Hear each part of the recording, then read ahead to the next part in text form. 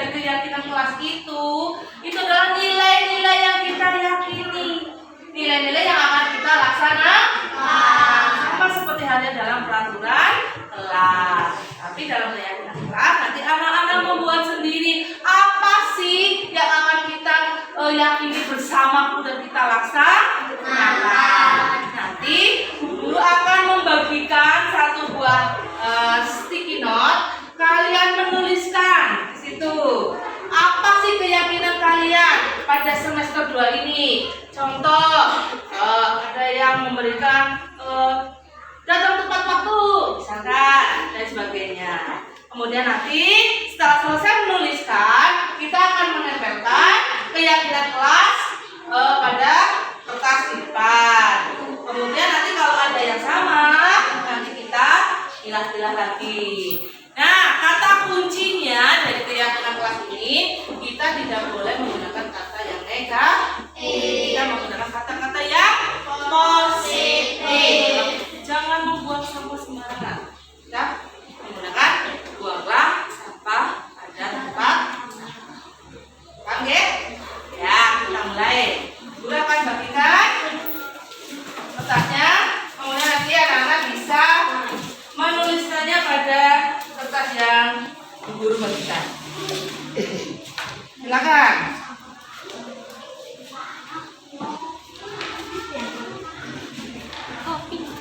Silakan yang sudah Bu Guru beri, silakan anak-anak boleh menuliskannya. Apa sih yang kalian harapkan?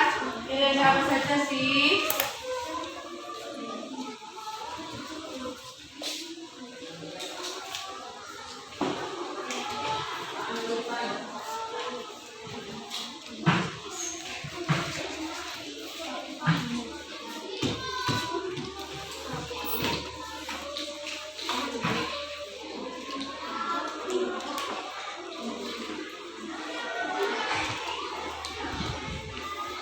Yang sudah menerima bisa langsung menuliskannya ya.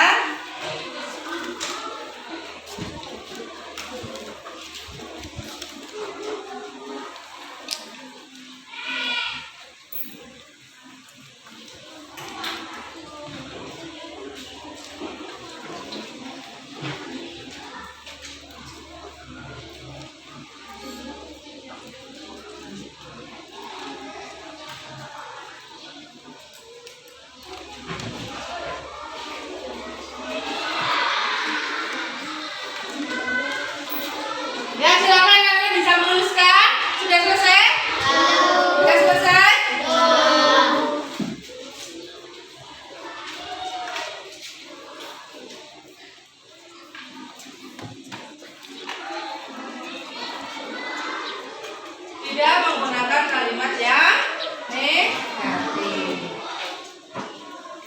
Ya, sekarang anak-anak bisa menempelkannya pada kertas yang ada di papan tulis. Silakan. Ayo, silakan. Ya, yang selesai silakan. Taruh. Bebas, silakan mau menempelkannya di sini bebas. Tidak apa-apa nanti kalau sama guru pilih. Ya. Tidak apa-apa. Silakan tempelkan tidak urut tidak apa-apa. Boleh bebas.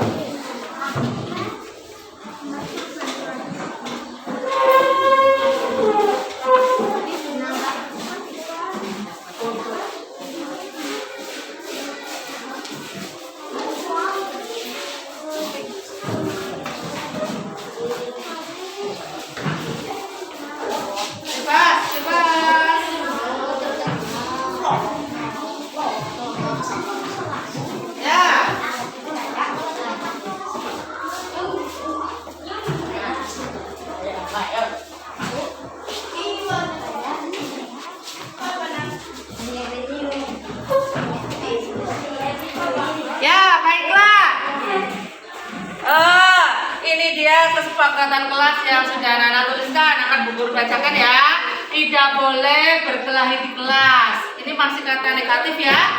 Harusnya menyayangi teman. Datang tepat waktu, rajin belajar, datang tepat waktu. Yang sama nanti Bu Guru ambil. Jujur, buanglah sampah pada tempatnya, membuang sampah pada tempatnya. Ya, Bu Guru ambil 1. Tidak boleh berkelahi, berarti menyayangi teman. Nah ya, mengerjakan tugas tepat waktu. Tepat waktu, belum 1. Membuang sampah pada tempatnya sudah. Sudah.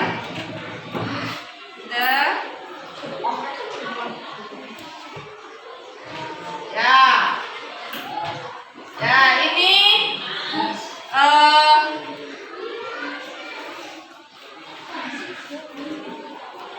keyakinan kelas.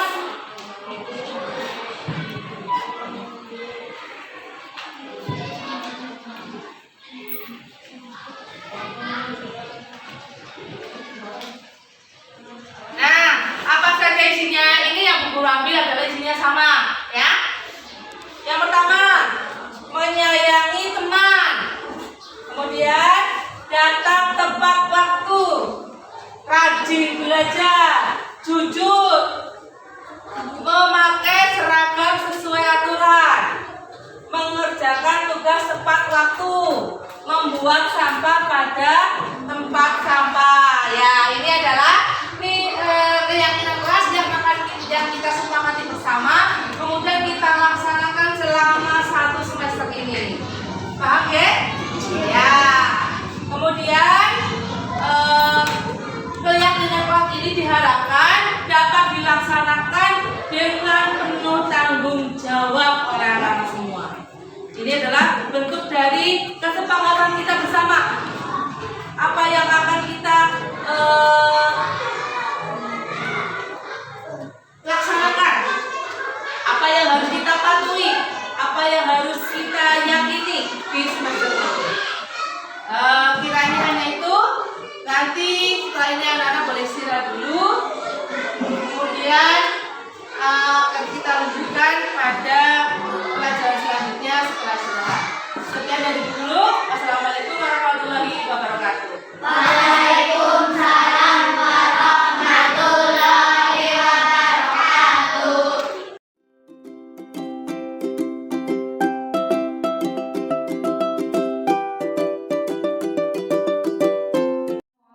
Warahmatullahi wabarakatuh.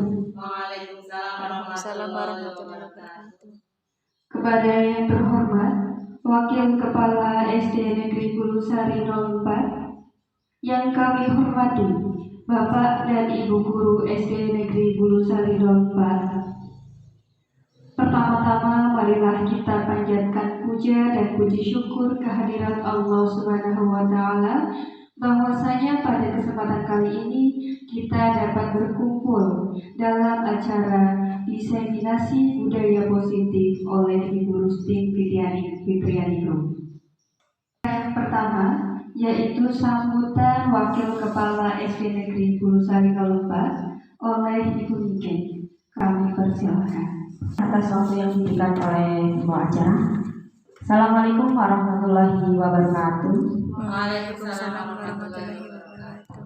Alhamdulillahirrahmanirrahim. Wassalatu wassalamu ala asrofil anbiya'i wal mursalin wa ala alihi wa sahbihi ajma'in. Puji syukur kehadirat Tuhan Yang Maha Esa yang telah melimpahkan rahmat, hidayah, dan karunia-Nya kepada kita semua, sehingga pada hari ini kita dapat berkumpul dalam rangka kegiatan diseminasi budaya positif di sekolah yang akan disampaikan oleh narasumber Ibu Rustin Fitriani. Pertama, selaku Wakil Kepala Sekolah, saya mengucapkan banyak terima kasih kepada Bapak Ibu SD Bulusari 04, Bapak Ibu guru semua yang telah hadir sebagai peserta kegiatan diseminasi ini.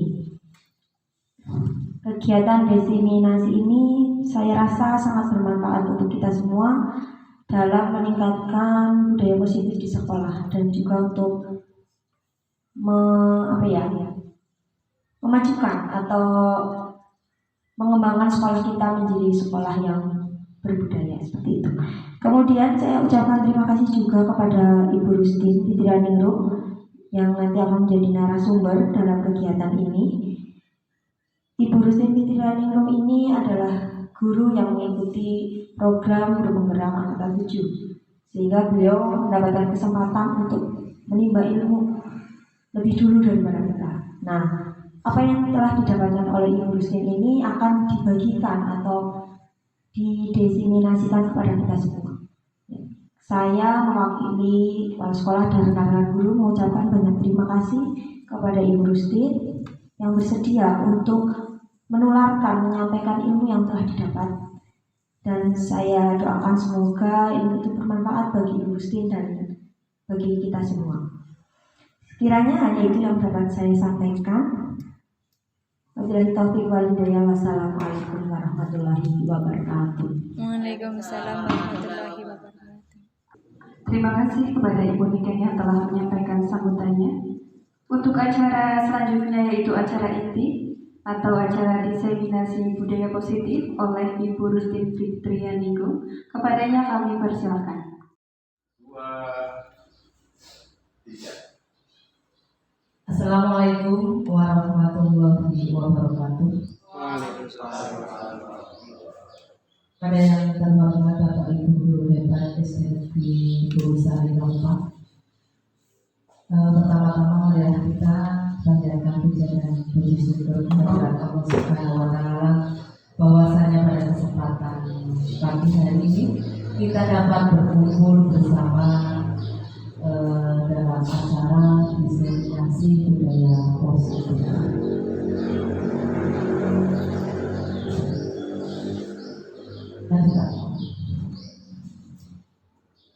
Bapak Ibu yang saya hormati,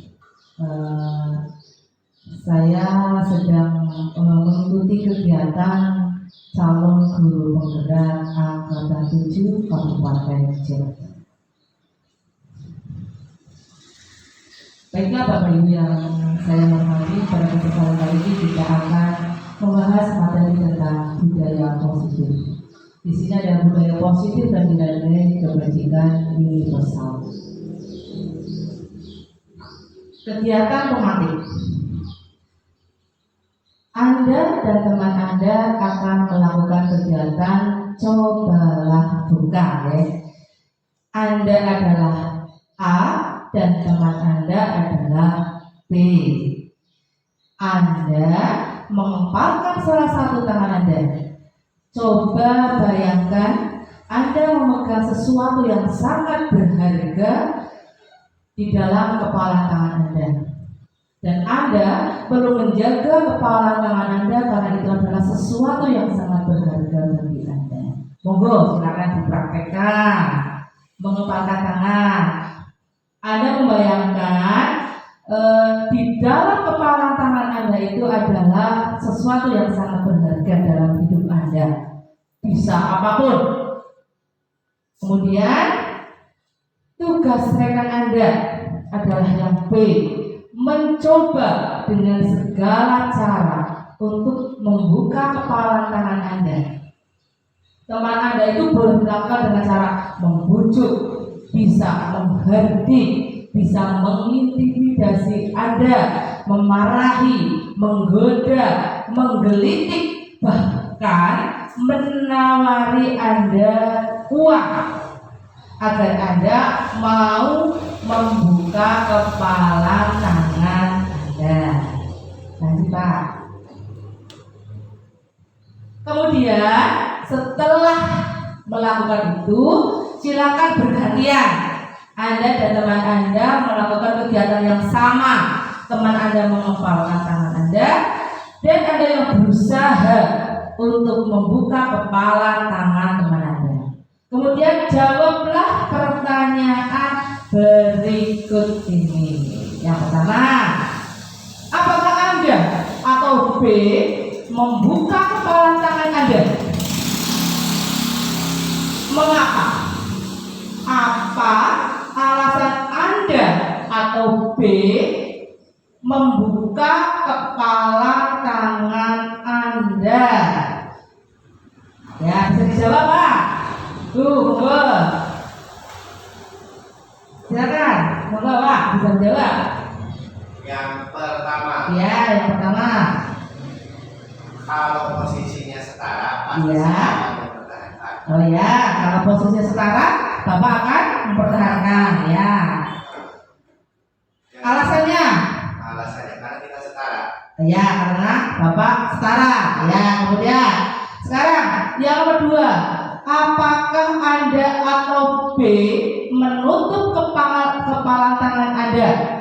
Mengapa Anda atau B menutup kepala tangan Anda? Bisa jawab Pak? Di posisi A saya akan menutup. Oh ya, kalau di posisi A, Bapak akan menutup kepala tangan. Mengapa Pak? Ya, karena di situ ada barang berharga. Ada barang berharga ya.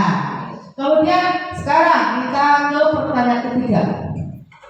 Dalam kegiatan ini sesungguhnya siapakah yang memegang kontrol untuk membuka dan menutup kepala tangan kita? Nah, setelah itu kita akan mengetahui jawabannya.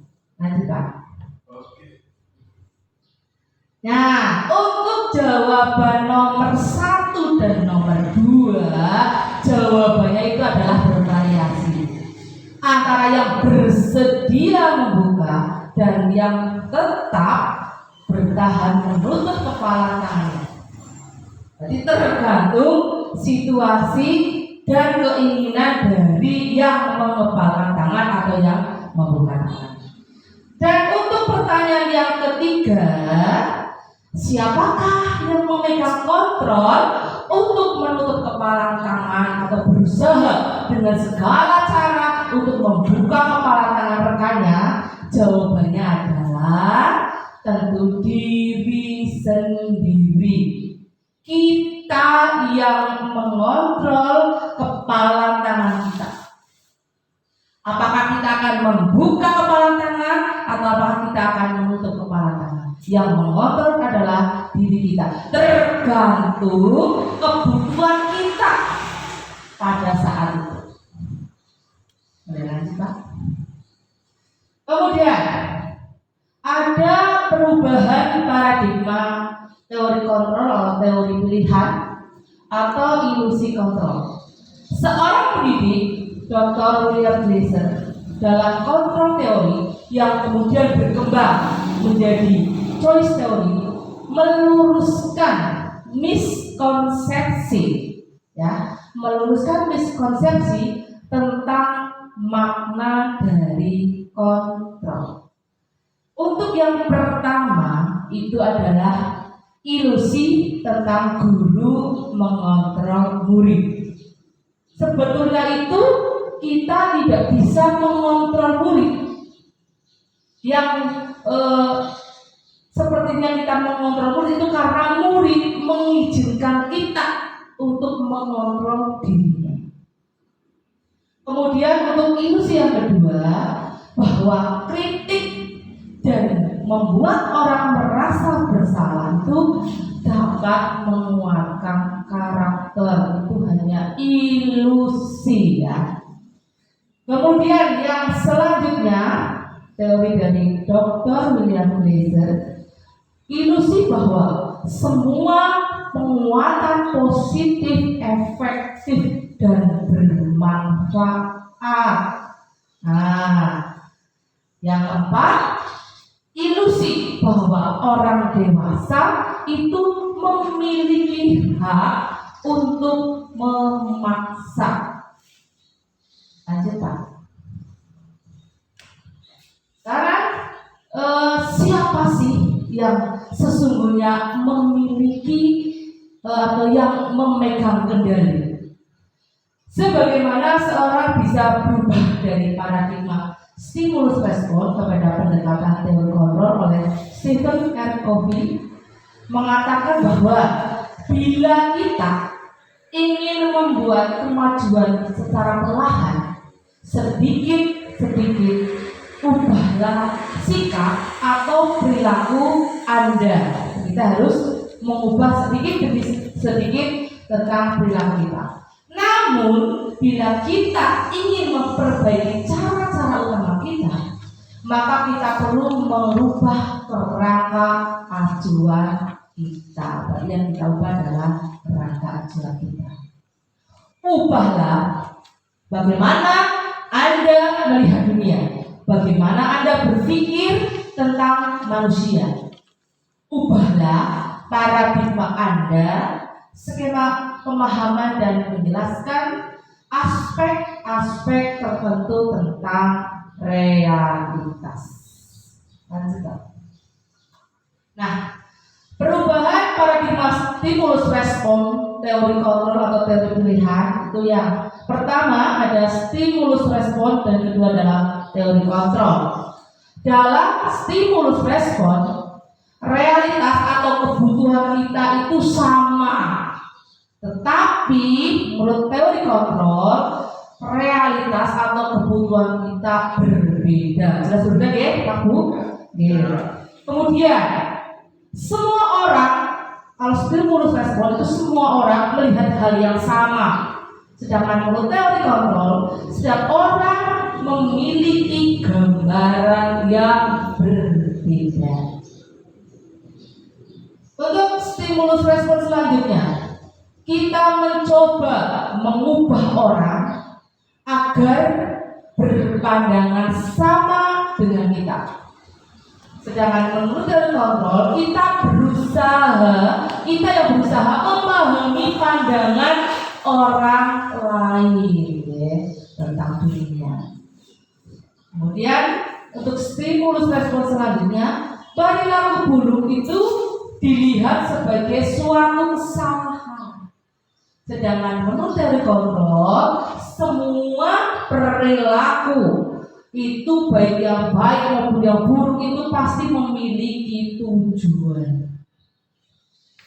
Stimulus respon selanjutnya, orang lain itu bisa mengontrol saya.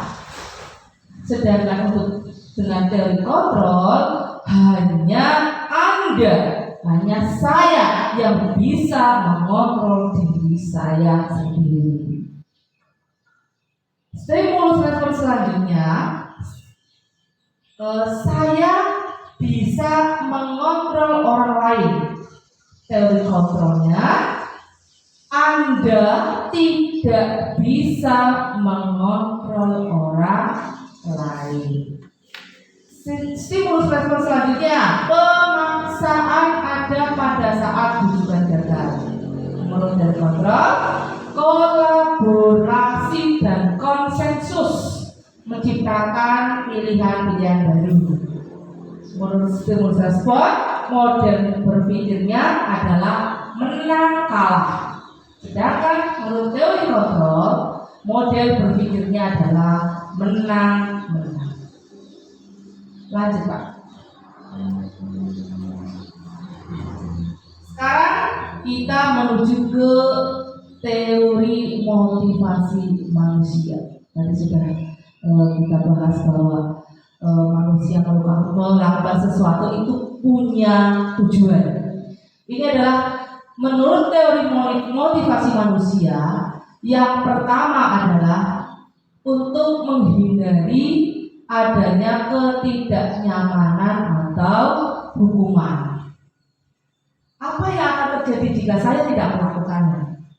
Nah, contoh dalam kehidupan, dalam kegiatan kita sehari-hari, dalam mengajar. Contohnya, anak melakukan sesuatu, misalkan mengerjakan tugas tepat waktu atau mengerjakan PR, itu punya motivasi untuk menghindari ketidaknyamanan atau menghindari hukuman. Bisa saja terjadi ya, bisa saja. Nah, untuk menghindari ketidaknyamanan atau hukuman, anak melakukan itu merupakan motivasi ekstrinsik. Berarti bukan berasal dari dirinya sendiri. Dia mengerjakan tugas tepat waktu, mengerjakan PR hanya untuk menghindari ketidaknyamanan atau menghindari hukuman dari guru. Kemudian teori motivasi manusia yang kedua, yaitu untuk mendapatkan imbalan dari orang lain atau dari institusi.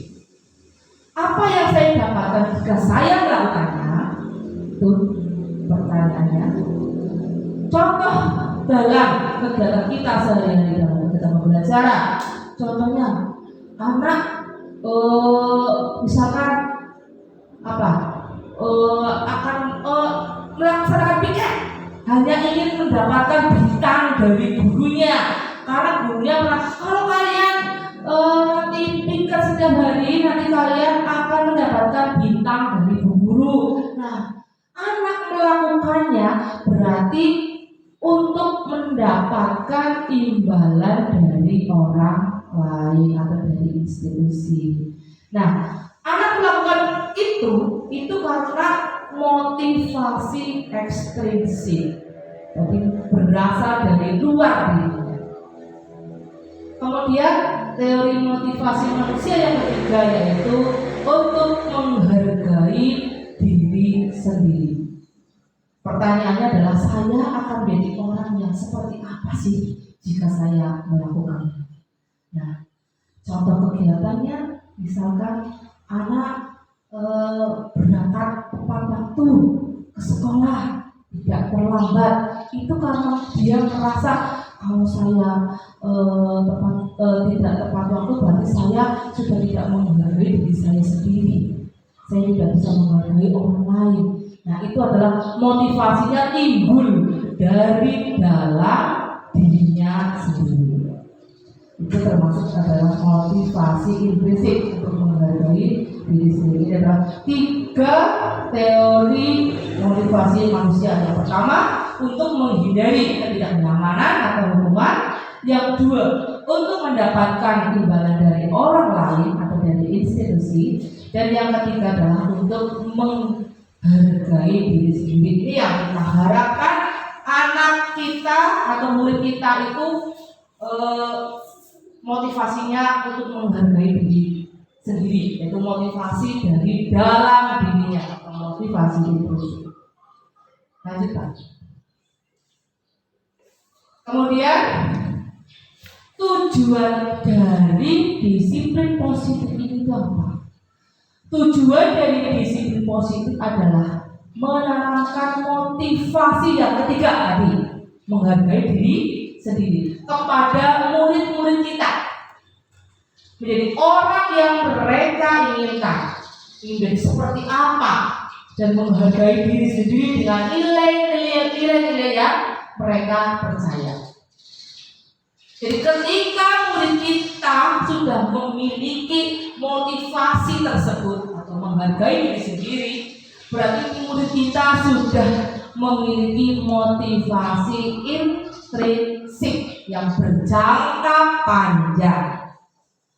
Mereka akan tetap berperilaku baik dan berlandaskan nilai-nilai kebajikan, karena mereka ini menjadi orang yang menjunjung tinggi nilai-nilai yang mereka hargai. Jadi tujuannya dari disiplin positif itu adalah menanamkan motivasi yang ketiga pada murid-murid kita, menjadikan mereka seperti apa yang mereka inginkan dengan menghargai diri sendiri dan meyakini nilai-nilai yang mereka percayai.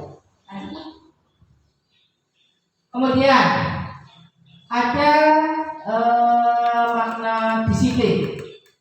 Disiplin ini ternyata berasal dari bahasa Latin yang artinya adalah ternyata belajar. Dari bahasa Latin yaitu disiplina. Entah itu bacanya bagaimana, karena saya sendiri belum belajar bahasa Latin ya. Saya baca apa adanya saja. Disiplina yang artinya adalah belajar. Makna asal dari kata ini itu berkonotasi dengan disiplin diri dari murid-muridnya Sokrates dan Plato. Disiplin diri itu membuat orang menggali potensinya menuju sebuah tujuan apa yang dia hargai. Karena kalau kita mendengar kata disiplin, berarti biasanya kita langsung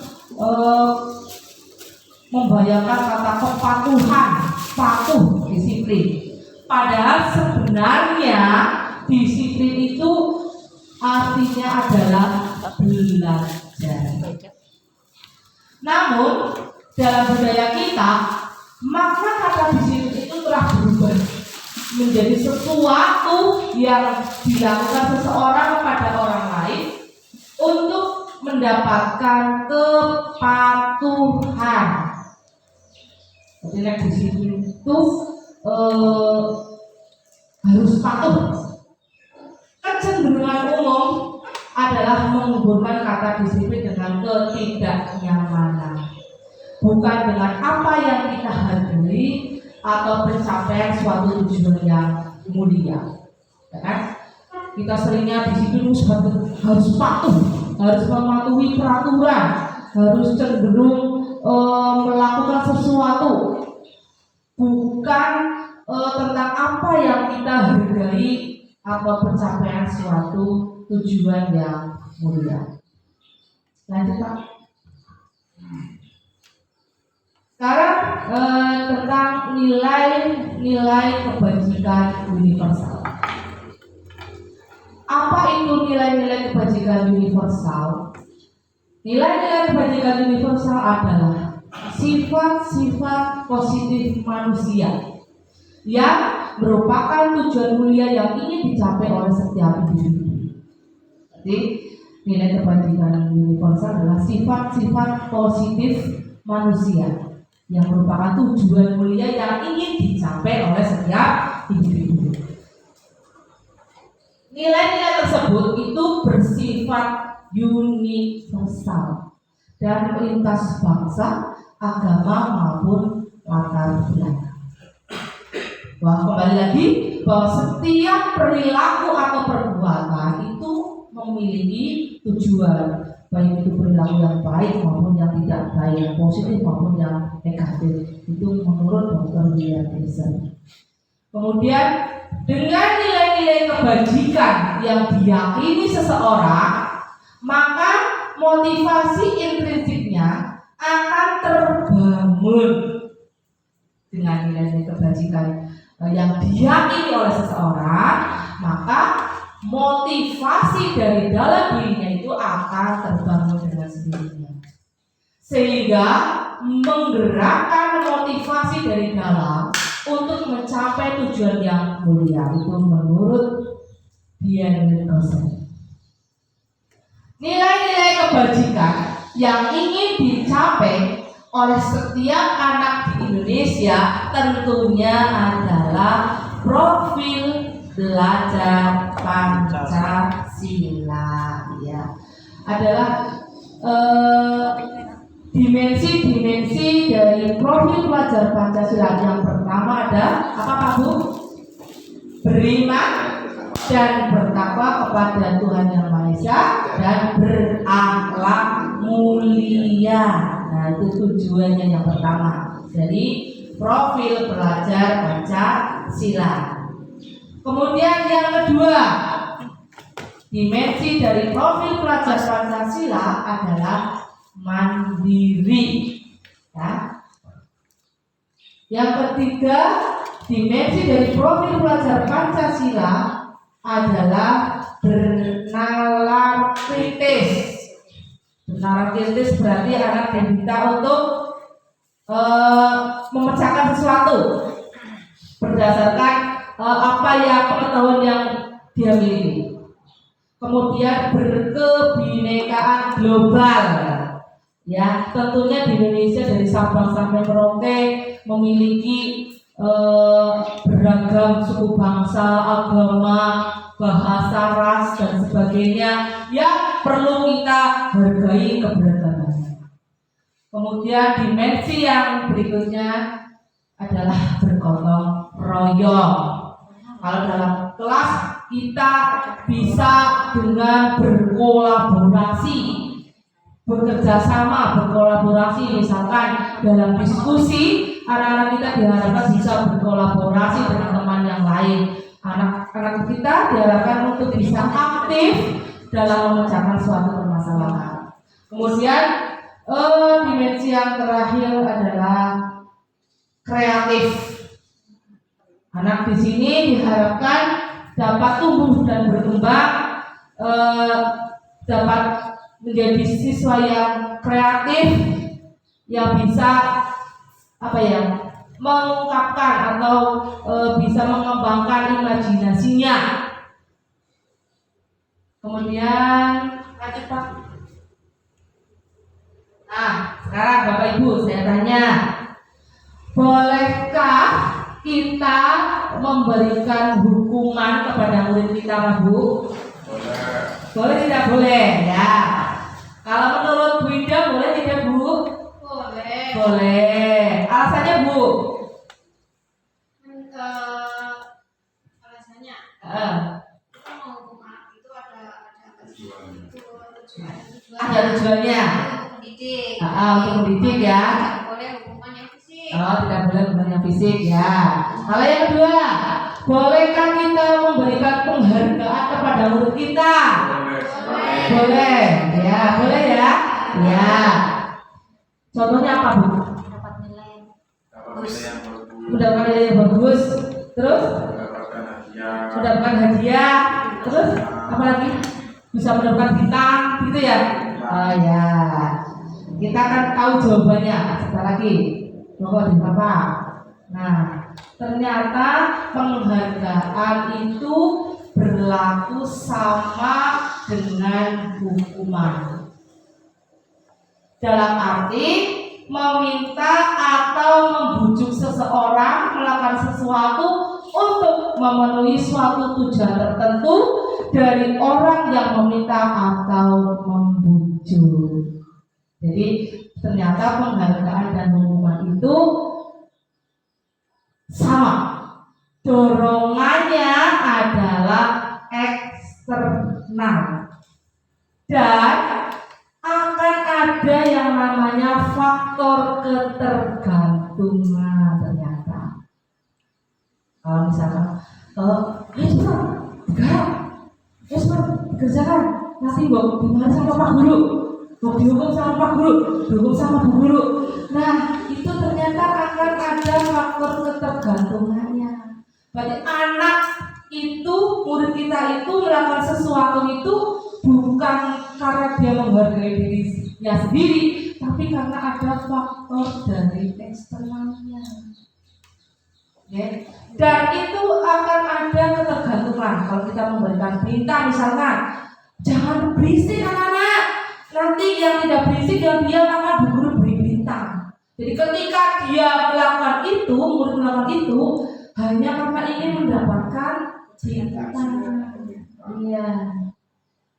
Dan itu akan tergantung jika Bu Guru misalkan suatu saat Bu Guru kelasnya izin tidak masuk sekolah dan digantikan dengan Pak Guru atau Bu Guru yang lain. Ketika anak-anak coba diam dulu ya. Wah semuanya berisik karena tidak akan Pak Guru tersebut tidak memberikan penghargaan berupa bintang.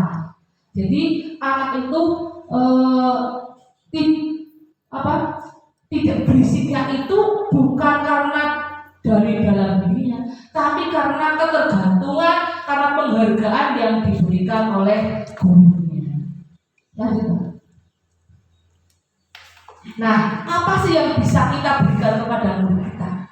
Itu namanya adalah kebajikan atau apresiasi, bukan penghargaan, bukan hukuman, yaitu apresiasi. Bentuk program kebajikan atau apresiasi, apa sih yang kita berikan? Yang pertama, kita beri pengakuan secara khusus kepada siswa tersebut. Terus kita memberi pengakuannya itu secara pribadi. Jangan misalkan di depan teman-temannya, kamu bagus, kamu pinter, nanti kasihan teman-teman yang lain, gitu. Terus memberi pengakuannya atau apresiasinya kita itu kepada semua murid secara bergantian. Karena kita berpikirnya semua murid itu baik, Semua murid itu punya keunggulan masing-masing, punya bakat masing-masing. Ada yang pendiam, ada yang rajin, ada yang cekatan, ada yang disiplin, ada yang jujur, dan sebagainya.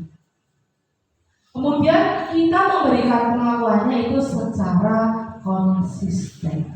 Dan di sini fokus kita yang kita berikan itu adalah prosesnya.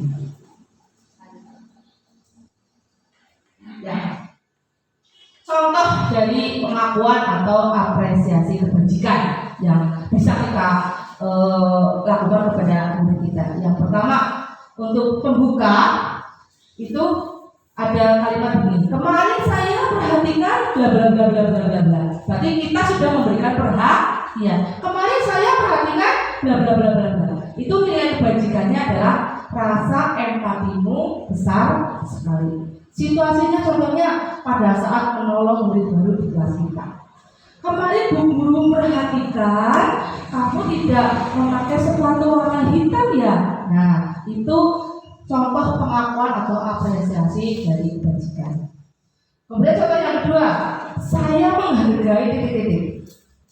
Nilai kebajikannya adalah kepedulianmu. Contoh situasinya adalah pada saat kamu membantu teman-temanmu di tugas kelompokmu. Bisa dengan kalimat saya menghargai pendapatmu, tetapi bla bla bla bla bla. Itu contoh pengakuan atau apresiasi dari kebajikan. Lanjut Pak. Ya.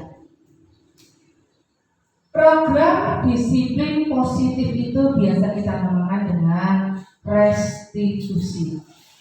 Restitusi itu apa sih Pak? Restitusi itu adalah proses menciptakan kondisi bagi murid untuk memperbaiki kesalahan mereka. The proses menciptakan kondisi bagi murid untuk memperbaiki kesalahan mereka, sehingga mereka bisa kembali pada kelompok mereka dengan karakter yang lebih kuat. Itu menurut dosen kita. Jadi restitusi adalah proses menciptakan kondisi bagi murid untuk memperbaiki kesalahan mereka, sehingga mereka bisa kembali ke kelompok mereka dengan karakternya yang lebih kuat. Restitusi itu juga merupakan proses kolaborasi yang mengajarkan murid untuk mencari solusi untuk masalah mereka dan membantu murid untuk berpikir tentang orang seperti apa sih yang mereka inginkan dan bagaimana mereka harus memperlakukan orang lain. Itu menurut Johnson Goza tahun 1996. Jadi restitusi itu proses kita menciptakan kondisi bagi murid kita untuk memperbaiki kesalahan mereka. Restitusi juga proses kolaborasi yang mengajarkan murid untuk mencari sendiri solusi dari permasalahannya. Ya, kita membantu murid kita tentang seperti apa sih manusia, seperti apa sih orang, seperti apa sih yang mereka inginkan, dan bagaimana kita itu memperlakukan orang lain. Lanjut Pak. Disiplin yang sudah bermakna positif itu sudah terbagi menjadi dua bagian, yaitu disiplin dalam bentuk konsekuensi dan disiplin dalam bentuk restitusi. Ini ada tabel bagan tentang disiplin yang bermakna positif. Bisa Bapak Ibu perhatikan, untuk identitas gagal di sini ada yang namanya hukuman. Ya, berarti hukuman tadi itu berarti kita memberikan identitas gagal kepada murid kita. Ayo kamu lari lapangan karena kamu tidak mengerjakan PR. Itu sudah merupakan hukuman. Hukuman itu bisa bersifat fisik, juga bisa bersifat verbal ya Pak. Iya. Kamu jadi anak tidak mengerjakan PR, kamu itu anak yang seperti apa? Ternyata hukuman itu merupakan identitas yang gagal. Sedangkan identitas sukses di sini adalah disiplin. Dan disiplin itu ada dua, ada konsekuensi dan ada restitusi. Mari kita lihat dari hukuman. Kita lihat identitas gagalnya itu sesuatu yang menyakitkan itu harus terjadi ternyata. Sedangkan konsekuensi identitas suksesnya sesuatu harus terjadi, itu konsekuensi. Kalau restitusi merupakan pilihan. Jadi kalau hukuman sesuatu yang menyakitkan harus terjadi. Kamu harus lari, kamu harus membersihkan kelas, kamu harus membersihkan kamar mandi dan sebagainya. Kalau konsekuensi itu apa yang kamu lakukan itu ada konsekuensinya yang sudah dibahas bersama-sama. Kamu sudah tahu apa itu konsekuensinya. Sedangkan restitusi adalah pilihan. Kemudian untuk hukuman tidak nyaman untuk murid. Untuk murid atau anak untuk jangka waktu yang panjang. Ternyata kalau kita memberikan hukuman kepada anak itu tidak nyaman untuk murid kita, dan itu bisa diingat untuk jangka waktu yang panjang. Kalau kita murid SD, biasanya kita memarahi murid kita yang, hei kamu, misalkan kita dengan kata-kata yang keras saja, itu anak akan terngiang-ngiang terus. Kemarin saya dimarahi sama bu guru. Kadang kalau anak yang tidak punya mental kuat sampai di rumah bisa nangis, bisa terbawa-bawa mimpi, sampai mengigau dan sebagainya. Nah, konsekuensi identitas suksesnya tidak nyaman untuk murid atau anak untuk jangka waktu yang pendek, karena murid tahu dengan konsekuensi itu. Murid melakukan itu konsekuensinya apa? Murid memang tidak nyaman, tapi mungkin jangka waktunya pendek. Kemudian kalau restitusi itu menguatkan murid atau anak dalam jangka waktu yang panjang. Ternyata bukan membuat anak, tapi malah menguatkan anak atau murid dalam jangka waktu yang panjang. Kemudian identitas gagal selanjutnya hukuman. Korban mendapatkan keadilan. Kalau konsekuensinya korban bisa diabaikan, kalau restitusi korban mendapatkan ganti. Identitas gagal selanjutnya hukuman. Murid atau anak akan tersakiti ternyata dengan hukuman yang kita berikan. Ternyata kita secara tidak langsung adalah menyakiti murid-murid kita. Kalau konsekuensinya murid atau anak dibuat tidak nyaman, walaupun sudah tahu apa konsekuensinya, tapi tetap murid tetap tidak nyaman. Mungkin merasa malu dengan temannya dan sebagainya. Sedangkan restitusi identitas suksesnya murid atau anak itu mendapatkan penguatan dari apa yang dia lakukan. Lanjutkan. Ternyata Pak Bu, kalau hukuman itu sifatnya satu arah, ya, dari pihak guru yang memberikan dan muridnya yang menerima suatu hukuman tanpa adanya kesepakatan. Hukuman yang diberikan itu bisa bersifat fisik maupun psikis, ya. Nah, ternyata hukuman itu sifatnya satu arah, dari pihak guru yang memberikan hukuman kepada muridnya, dan tanpa adanya kesepakatan antara guru dan murid tersebut. Kamu tidak memakai kaos kaki berwarna hitam, sudah sekarang kamu seharian tidak usah memakai kaos kaki saja. Nah, itu bentuk dari sebuah hukuman. Sedangkan disiplin dalam konsekuensi sudah terencana. Kalau dalam konsekuensi itu disiplinnya sudah terencana, sudah disepakati, sudah dibahas, dan sudah disetujui antara murid dan guru. Dan umumnya bentuk-bentuk konsekuensi itu dibuat oleh guru dan murid, dan guru dan murid sudah mengetahui konsekuensinya. Jadi murid sudah tahu apa yang akan diterimanya dengan apa yang atas apa yang dia perbuat. Itu beda-bedanya hukuman dengan konsekuensi. Kalau hukuman itu guru yang memberikan hukuman langsung pada muridnya tanpa ada kesepakatan. Sedangkan kalau konsekuensi itu sudah terencana, sudah disepakati, sudah dibahas, dan sudah disetujui antara guru dan murid. Nah, lanjut Pak. Sekarang Bapak Ibu coba setelah kita tadi belajar, sudah tahu deh tentang apa itu hukuman, apa itu konsekuensi.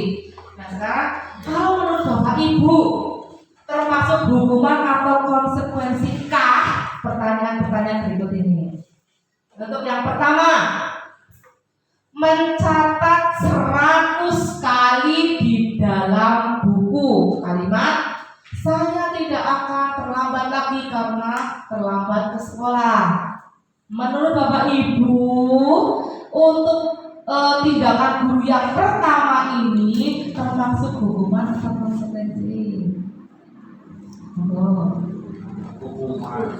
Hukuman ya. Cocok ya? Iya. Mencatat 100 kali dalam buku kalimat saya tidak akan terlambat lagi karena terlambat ke sekolah. Nah, itu merupakan sebuah hukuman. Kemudian lari, tindakan guru lari mengelilingi lapangan basket 2 kali karena terlambat hadir ke sekolah. Hukuman. Sepakat ya? Ya. Kemudian tindakan guru selanjutnya yang ketiga, membersihkan coretan yang dibuatnya di meja tulis. Hukuman atau kesepakatan? Hukuman atau konsekuensi? Konsekuensi. Karena anak tersebut sudah mencoret-coret meja, kemudian konsekuensinya adalah membersihkan coretan. Kemudian untuk yang keempat, murid diminta untuk push up 15 kali karena tidak menggunakan masker ke sekolah. Hukuman. Ya, sepakat ya kita bahwa ini adalah hukuman. Kemudian yang selanjutnya, menggantikan kertas tugas teman yang telah dicoret-coret. Konsekuensi. Iya, konsekuensi. Kita sepakat bahwa itu adalah sebuah konsekuensi dari kesalahan, yaitu mencoret-coret kertas temannya, kertas tugas teman.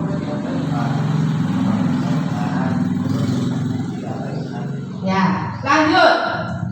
Berjemur di lapangan basket pukul 12 siang karena mengobrol dengan teman. Hukuman, ya.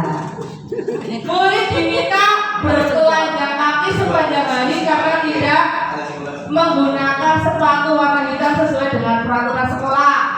Konsekuensi atau hukuman? Disuruh memilih konsekuensi atau hukuman? Mirip-mirip ya. Ini adalah sebuah hukuman. Iya. Kalau tadi hukuman itu yang memberikan gurunya. Kalau konsekuensi itu sudah disepakati, sudah disetujui, sudah dibicarakan sebelumnya antara guru dan murid. Lanjut Kak. Ya. Nah, tadi kita belajar tentang apa itu hukuman dan konsekuensi. Sekarang ada 9 ciri-ciri dari restitusi. Ya.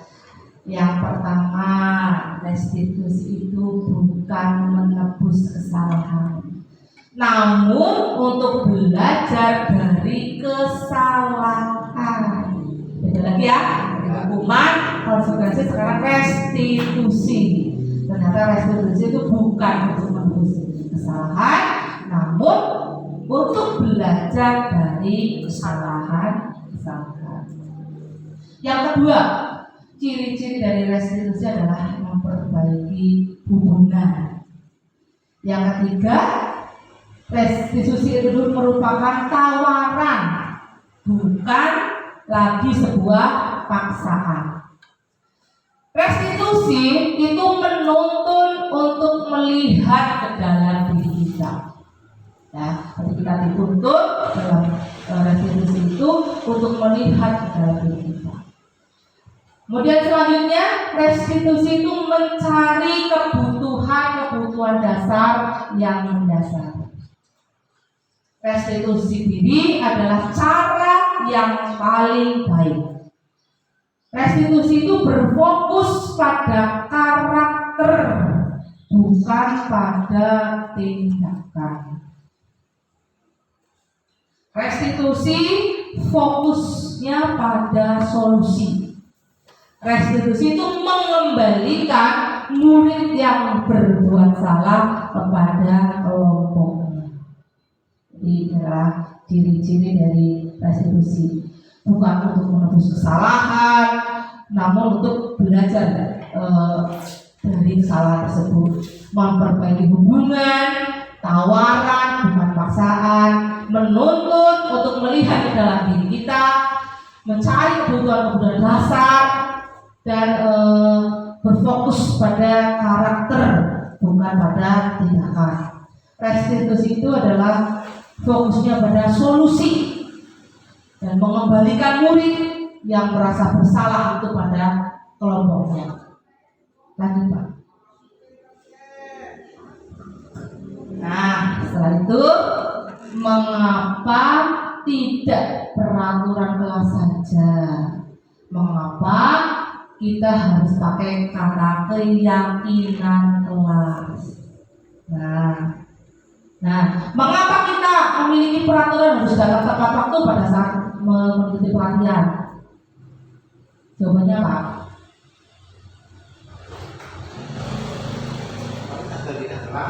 Ya. Mengapa kita memiliki peraturan 3M, menggunakan masker, mencuci tangan, jaga jarak 1,5 meter? Selamatan ya. Ya. Nah, untuk mendukung motivasi intrinsik, kembali ke nilai-nilai keyakinan, lebih menggerakkan seseorang dibandingkan mengikuti serangkaian peraturan. Itu mengapa kita harus menggunakan keyakinan kelas atau bukan peraturan kelas saja. Perlu kita ketahui kalau peraturan kelas itu datangnya dari guru, ya, kita sebagai guru. Siswa datang tepat waktu. Misalkan siswa harus hadir 15 menit sebelum jam pelajaran dimulai. Siswa harus berdoa sebelum dan sesudah pelajaran. Itu contoh dari peraturan. Peraturan itu datangnya dari guru. Anak tinggal menjalankan dan mematuhi peraturan. Berbeda dengan keyakinan. Keyakinan itu mendukung motivasi intrinsik. Kembali ke nilai-nilai atau keyakinan-keyakinan yang diyakini oleh murid. Ya, berbeda ya keyakinan dengan peraturan kelas. Jadi kita mulai saat ini menggunakan keyakinan atau peraturan kamu. Keyakinan, ya. Lanjut. Nah, dapat kita lihat dari lingkaran ini bahwa di lingkaran yang paling dalam itu ada namanya peraturan kelas. Dan peraturan kelas itu kemudian menjadi kita yakini menjadi keyakinan kelas. Dari keyakinan kelas itu akan tumbuh lingkungan yang positif. Kemudian akan tercipta yang namanya budaya positif. Ya, lanjut Pak. Ya. Sekarang pembentukan keyakinan sekolah atau keyakinan kelas. Yang pertama, keyakinan kelas itu bersifat lebih abstrak daripada peraturan yang lebih rigid dan lebih konkret. Kemudian, keyakinan kelas itu berupa pernyataan universal. Pernyataan keyakinan kelas senantiasa dibuat dalam bentuk yang positif. Keyakinan kelas itu hendaknya tidak terlalu banyak sehingga mudah diingat dan dipahami oleh semua warga kelas. Berbeda dengan peraturan ya. Kalau peraturan dari A sampai Z, dari 1 sampai 20, sampai kita yang membuat peraturan sendiri lupa dengan peraturan yang kita buat. Nah, sebaiknya keyakinan kelas itu hendaknya itu tidak terlalu banyak sehingga mudah diingat oleh warga kelas. Dan keyakinan kelas itu sebaiknya adalah sesuatu yang dapat diterapkan di lingkungan tersebut.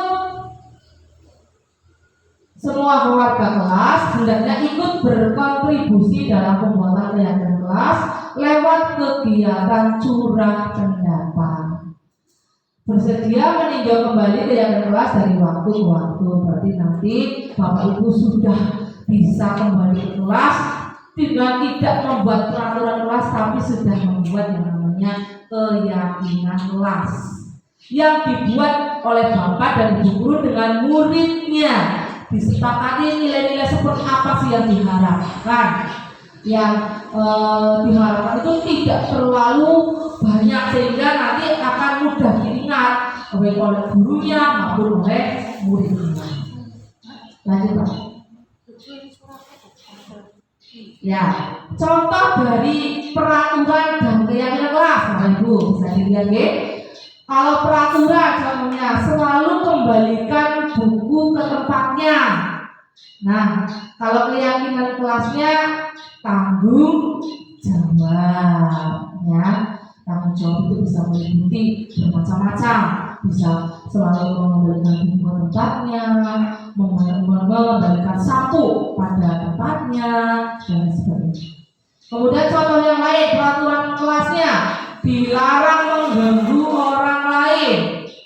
Keyakinan kelasnya bisa dibuat dengan menghormati orang lain. Bisa mungkin peraturannya dilarang berbicara keras di dalam kelas. Nah, itu sudah terangkum dalam kata menghormati orang lain. Hadir di sekolah 15 menit sebelum pelajaran dimulai. Itu contoh keyakinan kelasnya adalah menghormati orang lain atau berkomitmen. Lanjut.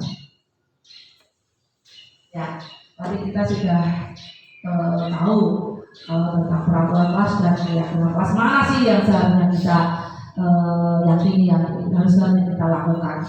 Kemudian ada 5 kebutuhan dasar manusia. Perlu kita tahu bahwa seluruh tindakan manusia memiliki yang namanya tujuan. Semua yang kita lakukan itu adalah usaha terbaik kita untuk mendapatkan apa yang kita inginkan. Berarti secara tidak sadar kita melakukan sesuatu itu adalah usaha terbaik kita untuk memenuhi atau untuk mendapatkan apa yang kita inginkan. Ketika kita mendapatkan apa yang kita inginkan, sebetulnya kita itu sedang memenuhi salah satu dari 5 kebutuhan dasar manusia ini. Kalau kita mendapatkan apa yang kita inginkan, sebetulnya kita sedang memenuhi salah satu dari kebutuhan dasar manusia. Ketika seorang murid melakukan sesuatu perbuatan yang bertentangan dengan nilai-nilai kebajikan atau misalkan melanggar peraturan, itu sebenarnya mereka itu dikatakan mereka telah gagal dalam memenuhi kebutuhan dasar mereka.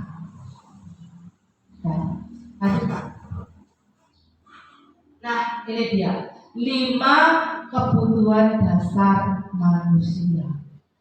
Yang pertama itu ada kebutuhan yang namanya bertahan hidup. Kebutuhan bertahan hidup di sini meliputi ada kesehatan, jelas ya. Ya, manusia itu butuh yang namanya kesehatan. Rumah jelas, tempat tinggal, makanan jelas, apalagi. Kemudian kebutuhan dasar manusia selanjutnya itu adalah selain bertahan hidup adalah kasih sayang dan rasa diterima. Kasih sayang dan rasa diterima itu ada hubungan dan ada koneksi sosial, kebutuhan memberi dan menerima kasih sayang. Yang ketiga, kebutuhan dasar manusia selanjutnya adalah penguasaan, yaitu kebutuhan pengakuan atas kemampuan. Yang keempat, kebutuhan dasar manusia adalah kebebasan atau kebutuhan akan pilihan, kita bebas untuk melakukan pilihan. Yang kelima, itu ada kesenangan atau kebutuhan untuk merasa senang. Ini adalah 5 kebutuhan dasar manusia. Ada bertahan hidup, kebutuhan kasih sayang dan rasa untuk diterima, ada penguasaan, ada kesenangan dan ada kebebasan. Lanjut. Sekarang kita beralih pada 5 posisi kontrol dari restitusi tadi. 5 posisi kontrol dari restitusi. Untuk yang pertama itu adalah penghukum. Apa itu penghukum? Seorang penghukum bisa menggunakan hukum fisik maupun verbal.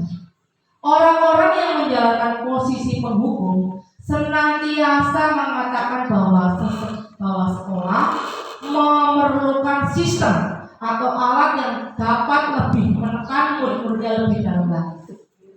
Guru-guru yang menerapkan posisi penghukum itu akan berkata yang pertama, patuhi aturan saya atau awas. Ada ancaman ya. Kamu selalu saja salah. Pasti selalu yang terakhir selesai.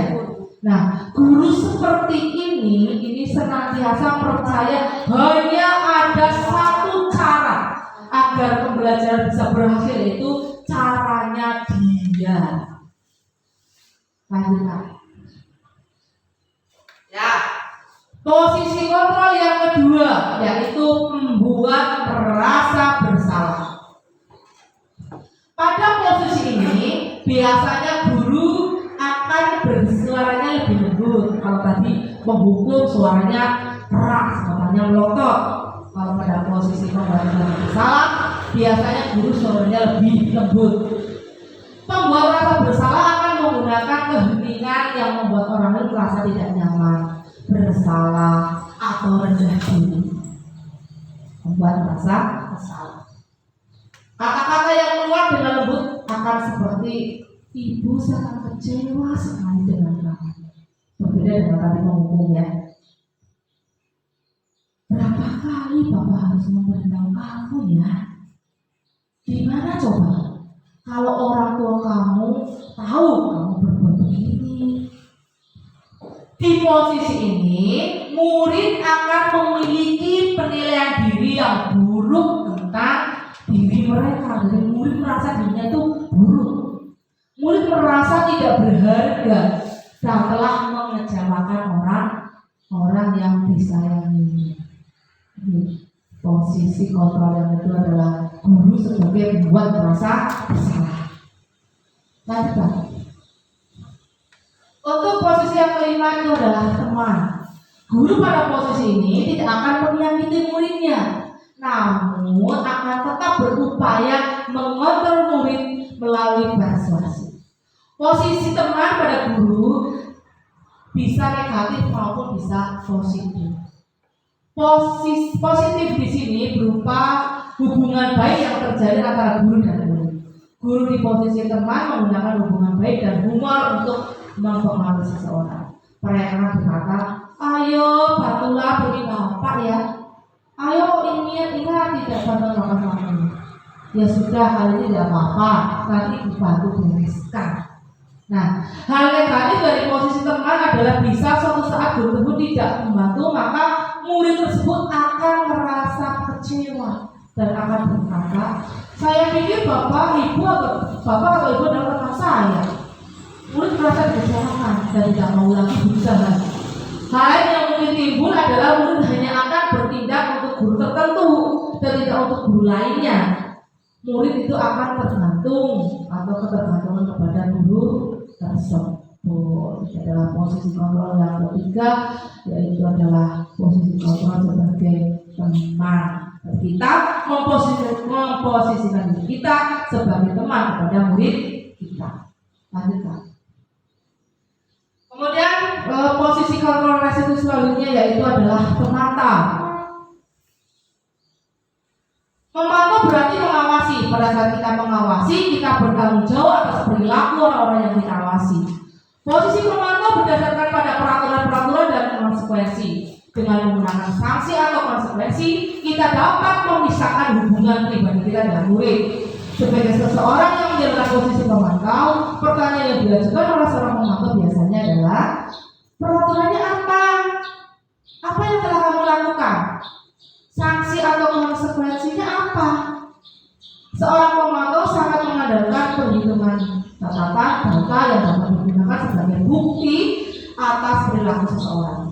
Posisi ini akan menggunakan stiker, catatan, daftar cek. Posisi pemantau sendiri berawal dari teori stimulus respon yang menunjukkan tanggung jawab guru dalam mengontrol murid. Lanjutkan. Ya. Untuk posisi kontrol yang terakhir, yaitu adalah manajer. Posisi terakhir manajer adalah posisi di mana guru berbuat sesuatu bersama dengan murid, mempersilahkan murid mempertanggungjawabkan perilakunya, mendukung murid agar dapat menemukan solusi atas permasalahannya sendiri. Seorang manajer telah memiliki keterampilan di posisi teman maupun pemantau, dan dengan demikian bisa jadi di waktu-waktu tertentu kembali pada kedua posisi tersebut bila diperlukan. Namun, bila kita mengajar murid-murid kita menjadi manusia yang merdeka, mandiri dan bertanggung jawab, maka kita perlu mengacu pada restitusi yang dapat menjadikan murid kita seorang manajer bagi dirinya sendiri. Di manajer ini, murid diajak untuk menganalisis kebutuhan dirinya maupun kebutuhan orang lain. Di sini penekanan bukan pada kemampuan membuat konsekuensi. Kamu dapat 5 posisi kontrol restitusi. Yang pertama, identitas gagal atau kontrol dari luar. Itu ada menghindari hukuman. Yang pertama adalah menghukum dan membuat merasa bersalah. Untuk identitas berhasil atau kontrol dari luar, ini masih kontrol dari luar, itu mengharapkan imbalan atau ketergantungan pada orang lain. Posisi kontrolnya adalah teman dan pemantau. Sedangkan identitas berhasil atau sukses itu sudah kontrol dari dalam diri, itu ada menghargai diri sendiri, yaitu posisi yang manajer. Berarti diharapkan kita sebagai guru kita bisa melakukan posisi kontrol sebagai manajer. Kemudian ada segitiga restitusi. Jadi saya dalam bukunya Restitution telah merancang sebuah tahapan untuk memudahkan para guru atau orang tua untuk melakukan restitusi. Langkahnya, yang pertama adalah menstabilkan identitas. Kita semua akan melakukan hal terbaik yang bisa kita lakukan itu dari kontrolnya. Yang kedua adalah validasi tindakan yang salah. Dari kontrolnya adalah semua perilaku memiliki alasan. Yang ketiga adalah menanyakan keyakinan. Dari kontrolnya adalah kita semua memiliki motivasi itu. Lanjut. Ini adalah segitiga restitusi yang di bagian bawah, sisi bawah ada menstabilkan identitas, ada memvalidasi tindakan yang salah dan menanyakan keyakinan kelas. Lanjut. Menstabilkan identitas, sisi yang paling bawah atau dasar, untuk membuat anak merasa gagal karena berbuat salah menjadi positif terhadap dirinya. Berbuat salah itu tidak apa-apa, tidak ada manusia yang sempurna. Saya juga pernah melakukan kesalahan seperti itu. Kita bisa menyelesaikan ini. Bapak Ibu tidak tertarik mencari siapa yang salah, tapi Bapak Ibu ingin mencari solusi dari permasalahan ini. Kamu berhak merasa begitu. Apakah kamu sudah menjadi teman yang baik buat dirimu sendiri? Itu adalah contoh-contoh dan pernyataan dari menstabilkan identitas. Lanjut Pak. Memvalidasi tindakan yang salah, yaitu membantu murid mengenali kebutuhan dasar yang ingin dipenuhinya ketika melakukan satu kesalahan. Padahal kamu bisa melakukan yang lebih buruk dari dia. Kamu pasti punya alasan untuk melakukan ini. Kamu patut bangga pada dirimu sendiri karena kamu telah melindungi sesuatu yang bermanfaat. Kamu boleh mempertahankan sikap itu, tapi kamu harus menambahkan sikap yang baru. Lanjut. Kemudian segitiga selanjutnya adalah menanyakan keyakinan. Anak melihat kesalahannya dihubungkan dengan norma sosial dan nilai-nilai yang mendasari manusia berinteraksi dengan orang lain. Apa nilai-nilai keyakinan yang kamu sepakati? Kamu menjadi orang seperti apa? Itu adalah suatu pertanyaan yang kita ajukan kepada guru kita dalam hal menanyakan keyakinan. Oke, terima kasih. Demikian tadi budaya positif yang bisa saya sampaikan. Wassalamualaikum warahmatullahi wabarakatuh. Waalaikumsalam warahmatullahi wabarakatuh.